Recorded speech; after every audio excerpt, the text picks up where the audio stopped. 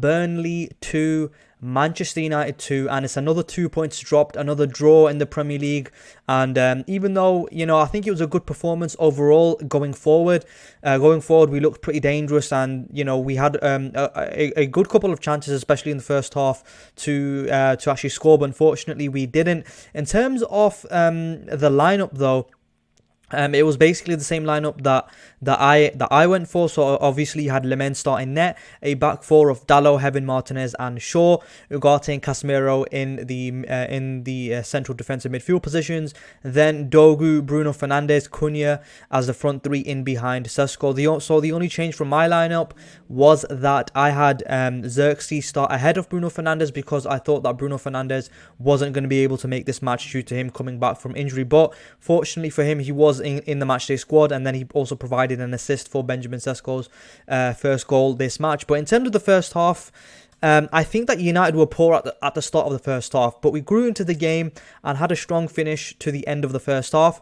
But in terms of, early on in the first half, especially in the first 20 minutes, Burnley were pressing United really well, and Burnley did take the lead in the 13th minute. Burnley take a 1-0 lead through an own goal through Heaven. Humphreys, the Burnley player, makes a smart run down the inside left channel and is beautifully fed by Hannibal. He looks to cross the ball, and it deflects unfortunately off Heaven and over Lemens' head into the far side netting. So Burnley do take a 1-0 lead, and I think it was a little bit against the run of play. They probably didn't really deserve the lead in my opinion, but they do take the lead. And then Man United do get a chance of their own in the 27th minute. Humphreys has to clear off the line this time. Fernandes dinks the ball in cutely for Casemiro at the back post, who heads it back across goal, where Cunha jumps highest and heads towards goal. But Humphreys is alert and hooks the ball right off the line and away to safety. And then I think from the resulting corner, Man United think they've equalised through the resulting corner, as Martinez smashes home a rebound from the corner, but the whistle quickly blows for a foul against the Argentine on Walker. A quick VAR check confirms the foul, but United are of course unhappy with the decision. I personally don't think there was enough contact for Walker to go down the way he did, and I think that it was unfortunate that United had that goal disallowed. Personally, I don't think that Martinez has done enough there to send Walker packing to the ground, to be honest with you. So I think that United were a little bit unlucky to not have equalised at that point in time. Then Sesko has a chance in the 40th minute. Dorgu wins the ball back high from Walker. He slips in Sesko, but he has a weak shot towards goal, easily saved by Dubravka. Then Sesko has another chance in the 42nd minute. Casemiro swings in a really good ball towards Sesko, who is in between the Burnley centre backs, and he heads it towards goal. And Dubravka has to make a really good save, tipping it over the bar. So Sesko getting two quick chances in quick succession there, unfortunately not capitalising on them. And then Ugarte has a chance in the 44th minute. Ugarte hits a sweetly struck half volley narrowly wide of the post after a Fernandes switch was chested into his path by Casemiro. And then finally, in 45 minute plus 1 injury time at the end of the first half, Esteve, the Burnley centre-back, clears another ball off the line. This time Fernandes slips Dorgu in beautifully on the left-hand side of the penalty area. The wing-back dinks the ball delicately over Dubravka and looks to be dropping over the line, but Esteve comes from nowhere to hook the ball away to preserve Burnley's 1-0 lead going into half-time. So in terms of the first half, we did have a poor start to the first half in my opinion, but in terms of first half stats, United had 68% possession compared to Burnley's 32%, but with that we managed 12 shots, 6 on target, generated an XG of 0.79. Burnley, they had 2 shots with 0 on target, 0.06 XG, and Burnley offered basically nothing going forward, and we basically weren't clinical enough in front of goal. So I think Burnley going into halftime didn't really deserve their lead. But they went into halftime 1-0 up. So Burnley didn't really offer too much going forward. In terms of the second half kicks off, and United do make a good start to the second half. Sesko makes it 1-1. Fernandes collects the ball in the inside right pocket and turns to find Sesko, who has made a perfectly timed diagonal run. He plays a perfectly weighted pass into the Slovenian's path, who sweeps the ball first time past Dubravka with ease. It's a really good finish by Sesko. Sesko had a decent game. This game he had a good couple of chances. Could have easily scored a hat-trick as well. And then in the 55th minute, Bruno hits the post. Martinez arrows a delightful long pass onto the toes of Fernandes in the right channel. Bruno Fernandes started in the inside 10 position, in the number 10 position, but he's moved to the right wing now.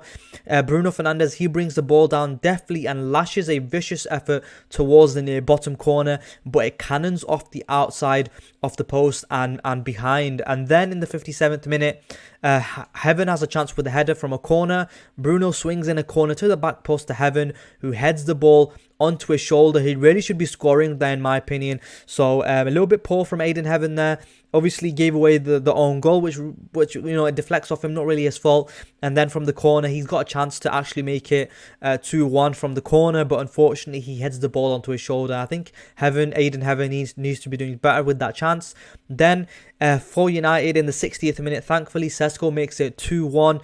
Dorgu plays a 1-2 with Casemiro down the left and whips an inviting ball in towards Sesko, who, brimming with confidence, just opens up his foot and cushions the ball into the far corner on the volley. Really, really good finish. It's a magnificent finish for Sesko, in my opinion.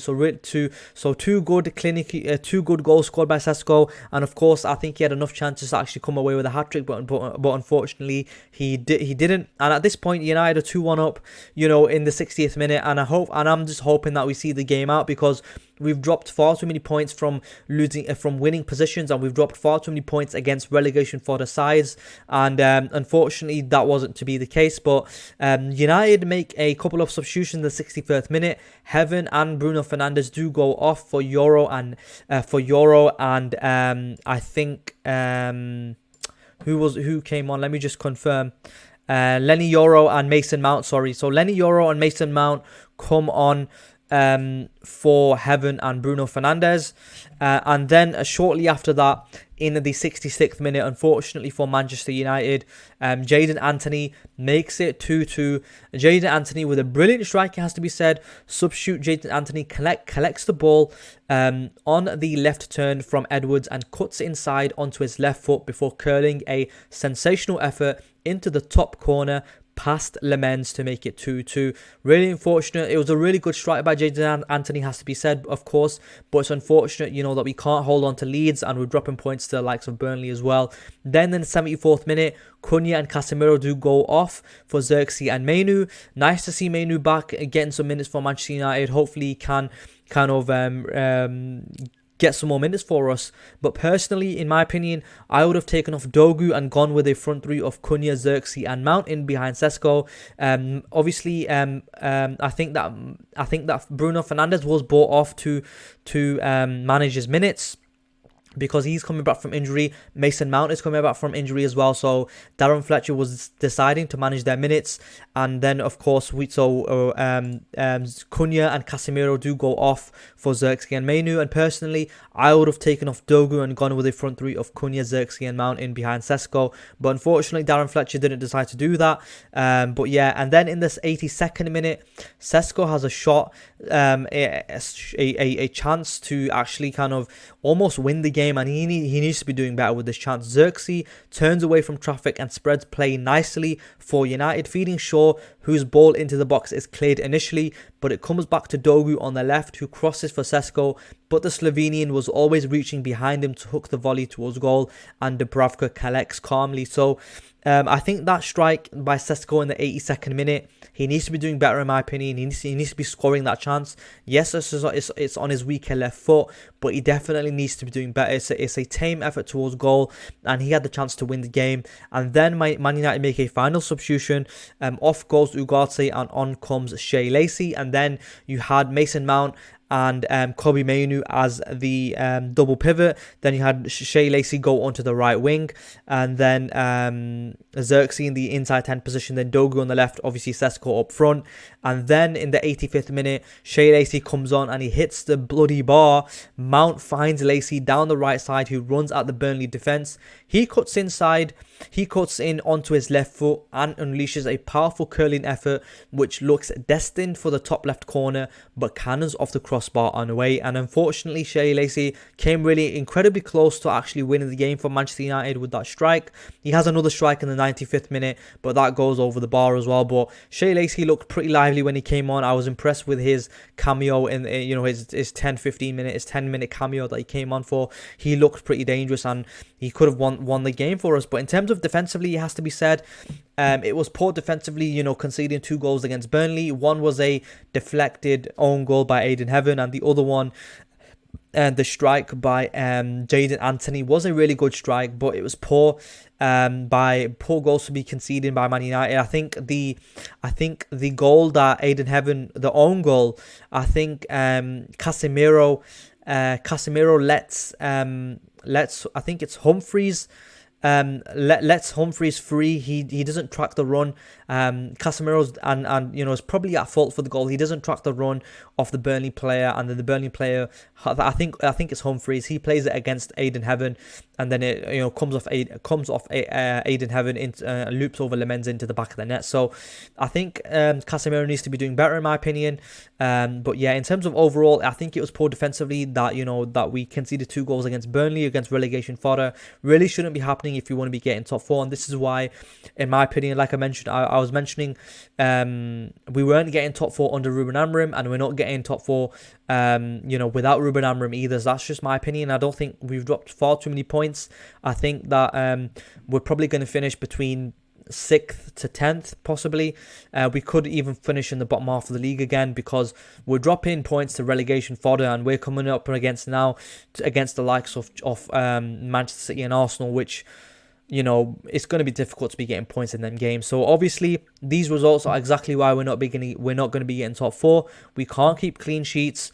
We're not good enough defensively, and overall the result isn't good enough in my opinion against dropping points against Burnley.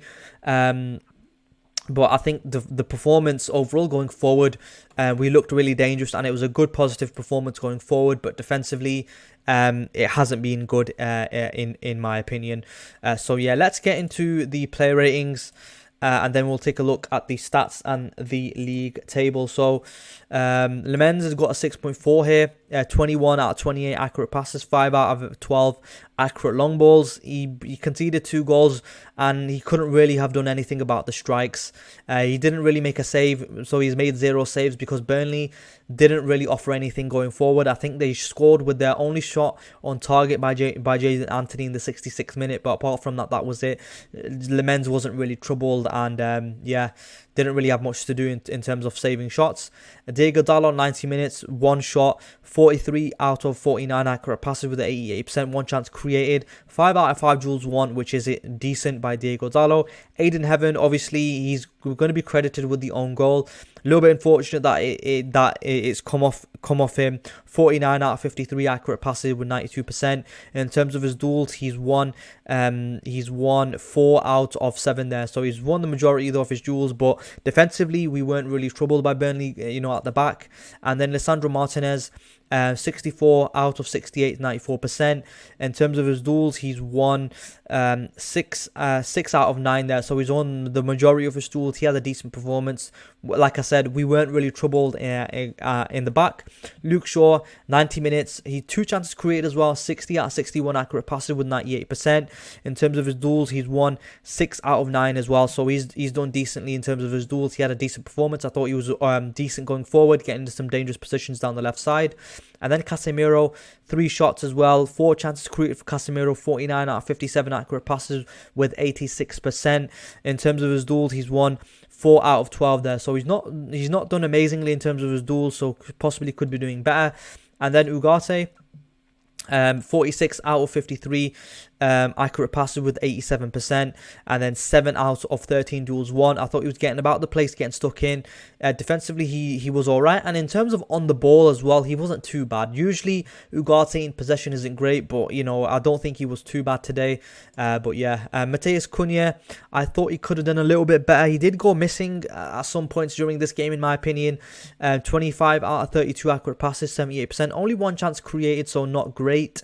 4 out of 6 duels won overall, so all right in my opinion. But yeah, personally, I would have started Cunha on the left wing, and then Dorgu on the right, and then Bruno Fernandes, only lasted 61 minutes because Darren Fletcher was managing his minutes. 44 out of 50 accurate passes with 88%. 5 chances created as well in 60 minutes, which is pretty decent. And possibly if he had stayed on the pitch, we could have maybe won the game. But yeah, it is what it is. 1 out of 1 duel 1. And then Dorgu, I thought he was okay as well, getting in some dangerous positions down the left side. 5 chances created for him, which is decent. In terms of his duels, he's won 11 out of 18 there, so he's won the majority of his duels as well, getting stuck in. I think he had a decent performance. He's got an 8.6 here on FootMob, which is decent as well. One assist as well for Sesko's second goal. 3 shots. He was lively. He was pretty good, Dorgu, in my opinion. 5 defensive contributions, which is decent as well. I think going forward he was decent. 6 touches in the opposition box, 6 passes into the final third. Obviously coming away with the assist there for Sesko's second goal. But yeah, finally, Benjamin Sesko. He had 8 shots in total, and he could have scored a hat-trick in my opinion. He could have probably scored 4 maybe, but I think that one of his chances, he needs to be doing better. I think the chance in the 81st minute, this chance here, a cross is played into him and he has a chance to score with his left foot. But unfortunately, the shot is pretty tame and Dubravka easily saves. But 8 shots in total for Benjamin Sesko. This was probably his best game in a Man United shirt. Coming away with 2 goals as well. Unlucky not to score the hat-trick like I keep saying. He could have, on another day, he could be coming away with, 3-4 goals. But unfortunately, it wasn't to be today. 11 out of 21 accurate passes. But, the good thing is he is getting into some dangerous positions. He's making the right runs. He's getting into dangerous positions. He's getting shots on target as well. And so I think he is an upgrade on Højlund. Hopefully he can keep up this. Hopefully he can keep up these performances. He's got an 8.9 here on FootMob as well. So he's won 9 out of 16 duels as well. 8 out of 10 aerial duels won, which is pretty decent in my opinion. So yeah, a little bit unlucky not to be coming away with a hat-trick. I think on another day he could have easily scored a hat-trick, and a little bit unfortunate that he's not coming away with the hat-trick there. But yeah, let's get into the substitutes. Lenny Yoro came on, decent, not much can be said. 15 out of 15 accurate passes, 100%. Didn't get involved in any duels. Mason Mount, 29 minutes, 1 chance created, 13 out of 14 accurate passes, and didn't win any duels. Kobe Mainoo came on. He was okay as well. Nice to see him getting some minutes. 19 out of 21 accurate passes. 3 out of 4 ground duels won. And then Xerxes came on. Didn't really offer anything. And then 5 out of 7 accurate passes. Xerxes was probably, he didn't really have too much of an impact in my opinion. Probably the player that had the least amount of impact in terms of the substitutes. 0 out of 1 duels won. And then finally, Shea Lacey. He had these 2 shots, which, on another day they could have gone in. One in the 85th minute, which comes off the post, which was really unlucky not to be getting the winner there. Shea Lacey, he's a really dangerous player on his left foot. He's got I've been impressed. When he came on against Villa, he was impressive. Today he's been impressive as well. And then in the 90th minute, this has gone a little bit wide as well, so a little bit far out. That's gone way wide. But Shea Lacey looked pretty dangerous when he came on and could have scored the winner. Unfortunately for him, he's hit the post there. But I think on another day, we do get the win because we definitely played well enough to be coming away with all 3 points. In terms of the stats, you have a look at the stats here. We dominated the game in terms of possession, expected goals, 30 shots, 10 on target, 4 big chances, 2 big chances missed. And you look at Burnley basically offered nothing going forward. 7 shots for Burnley, 1 shot on target, 0 big chances for Burnley, 0 big chances missed. So I think overall, we dominated the play, we dominated the ball, we dominated the chances as well. We had 2 goal line clearances. Burnley had 2 goal line clearances. Shea Lacey hit the post. Sesko could have won it in the 85th minute with one of his shots. In terms of duels as well, we're winning more duels than Burnley. 60 duels won overall, 39 ground duels compared to Burnley's 35. Aerial duels 121 compared to Burnley's 8. Successful dribbles 16 successful dribbles compared to Burnley's 10. So overall, we definitely deserve to win the game in my opinion. So we are a little bit unlucky not to be coming away with the 3 points. But yeah, in terms of Sesko, I think that chance in the 81st minute, he needs to be doing better with that chance. He should be scoring with that chance in the 81st minute. And then obviously Shea Lacey, he has this chance in the 85th minute, which comes off the post, and if they go in, then we're coming away with all 3 points. So unfortunately, it wasn't to be in Darren Fletcher's first game in charge of Manchester United. I think we definitely deserved the 3 points. Like I said, we dominated proceedings in terms of, especially obviously, I think in the first 20 minutes of the game, in 20 minutes of the first half, we weren't great, but after that we definitely stepped up and we definitely deserved to be coming away with all 3 points, but unfortunately it wasn't to be. So in terms of the league table, where does that leave us? We have dropped places because we've drawn 3 consecutive games on the bounce here. Drop points to Wolves, drop points to Leeds, drop points to Burnley.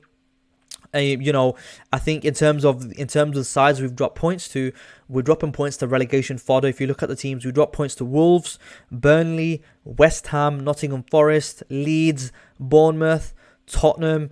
These are sides which we really shouldn't be dropping points to if we want to be qualifying for the Champions League, and this is exactly why, in my opinion, we're not going to be qualifying for the Champions League this season. We weren't qualifying for the Champions League under Ruben Amorim, and we're not qualifying for the Champions League without Ruben Amorim either. So with that, we have moved to 32 points. We are further and further away from the top 4, and yeah, like I said, we're not getting Champions League football. Next up in the league, we do have Manchester City, but before that, we do have a FA Cup tie against Brighton at Old Trafford. So yeah, hopefully we can pick up a win against Brighton at Old Trafford, because I want to see us go on a cup run, because I want to be seeing us win some silverware this season. But anyway, if you enjoyed this review, leave a like, comment, and subscribe, and I'll catch you in the next one.